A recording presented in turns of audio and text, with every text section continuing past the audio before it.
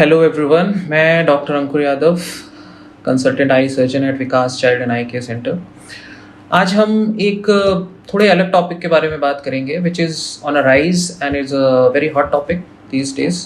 How to tackle the problem of rising myopia in paediatric age group. आजकल हर दूसरे या तीसरे बच्चे को आँख में चश्मा लग रहा है, उसकी आईसाइट वीक हो रही है। ऐसा क्यों हो रहा है? तो सबसे पहला सवाल जो हमारे सामने आता है कि ऐसा क्यों हो रहा है, वाई इज दिस हैपनिंग। इसके कुछ मुख्य कारण हैं, जैसे कि आजकल बच्चों की आउटडोर एक्टिविटी बहुत कम हो गई है, उनका सनलाइट एक्सपोजर कम हो गया है, ज़्यादातर बच्चे घर के अंदर ही हैं और ये प्रॉब्लम और ज़्यादा बढ़ गई है विद द कोविड टाइम्स। उनकी पढ़ाई से लेके, उनका गेमिंग से लेके, उनकी सारी चीज़ें, उनकी एक्स्ट्रा करिकुलर एक्टिविटीज़ सब कुछ एक डिजिटल वर्ल्ड में पहुंच गई है और जिसकी वजह से उनका ओवर इंडल्जेंस हो रहा है with the electronic gadgets and mobiles. तो ये तो हुआ कि क्यों ये बढ़ रहा है। अब हाउ टू आइडेंटिफाई इट।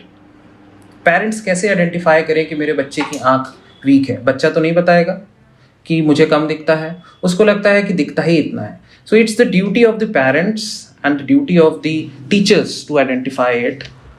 मैं कुछ 3 पॉइंट्स बताता हूँ जिससे आपको आप जज कर पाएंगे कि बच्चे की आंख वीक तो नहीं है। सबसे पहली चीज़, अगर आपका बच्चा आंखें छोटी करके देखता है, स्क्वीज करके देखता है, इसे हम कहते हैं स्टेनोपिक विजन। तो मतलब है कि उसे साफ दिख नहीं रहा है। तो you have to keep observing कि क्या बच्चा टीवी देख रहा है तो वो बहुत आंखें छोटी तो नहीं कर रहा है, ठीक है ना। सेकेंड थिंग इज कि क्या उसे टीवी में इंटरेस्ट ही नहीं आ रहा है, क्योंकि टीवी यूजुअली थोड़ा दूर होता है and he is finding more interest in mobile नज़दीक होता है। तो चूंकि उसे दूर की चीज़ दिख ही नहीं रही है, इसलिए वो टीवी में बहुत ज़्यादा इंटरेस्ट ना लेके मोबाइल में इंटरेस्ट लेता है। And the third thing is कि क्या उसकी स्कूल की परफॉर्मेंस खराब हो रही है, क्या वह स्कूल में वाइट बोर्ड या ब्लैक बोर्ड जो भी उसके स्कूल में बेसिकली अवेलेबल है उससे चीज़ें गलत कॉपी करके ला रहा है। The teachers can also note it. क्या उसको लास्ट सीट पे बैठ के चीज़ें नहीं दिख रही हैं, क्या वो आगे आ रहा है चीज़ें कॉपी करने के लिए? तो teachers can also inform the parents.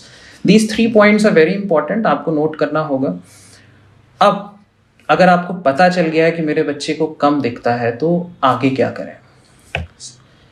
कुछ चीज़ें हैं जिनका आपको ध्यान रखना है कि बच्चे की आंख ऑप्टिकल स्टोर पे कंप्यूटराइज्ड विजन टेस्टिंग से नहीं टेस्ट करानी चाहिए।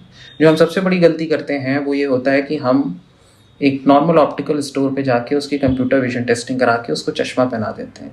बच्चों की आंख कंप्यूटर विजन टेस्टिंग से नहीं टेस्ट की जाती है, वो एडल्ट्स के लिए होता है।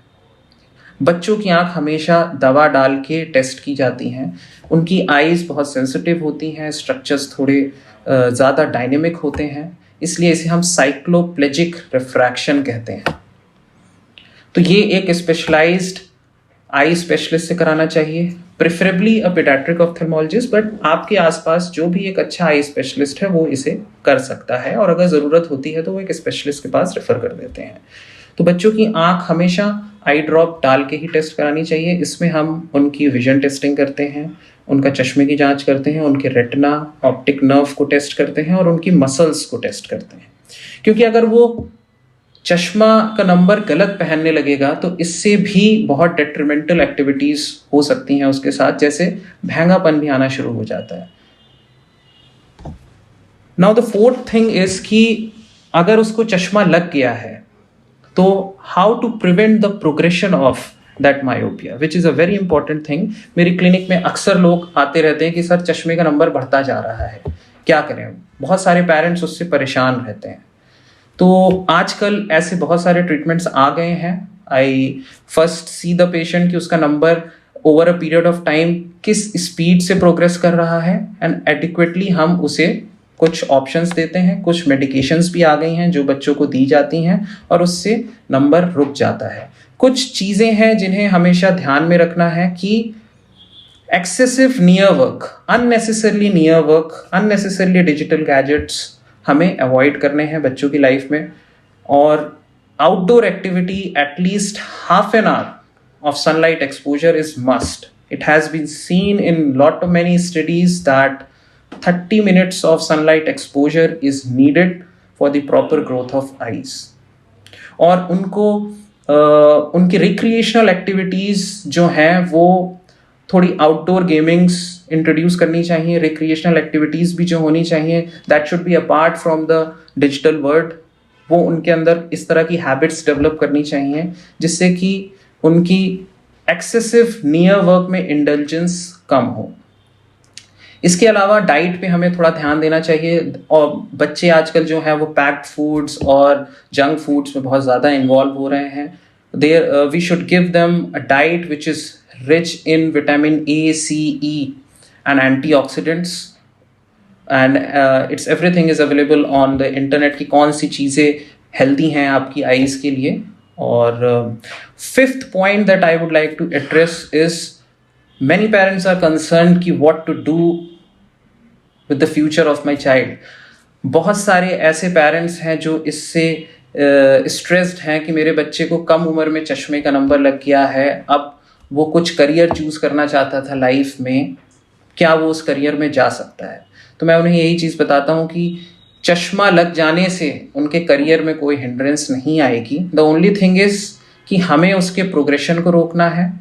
और अगर उसको चश्मा लग भी जाता है तो हमें कुछ चीज़ें फॉलो करनी है जिससे कि उसका नंबर बहुत ज़्यादा ना बढ़े. क्योंकि हमारे पास बहुत सारे ऐसे टूल्स आ गए हैं, जब बच्चा बड़ा हो जाता है 18 to 20 ईयर्स का हो जाता है तो हम उन टूल्स को यूज़ करके, जैसे लेसिक सर्जरी या ICL इम्प्लांट्स यूज़ करके हम उसको कॉस्मेटिक करेक्शन दे सकते हैं and he can very well go in any of the fields that he wants. But I would again like to say that prevention is the best treatment. Thank you.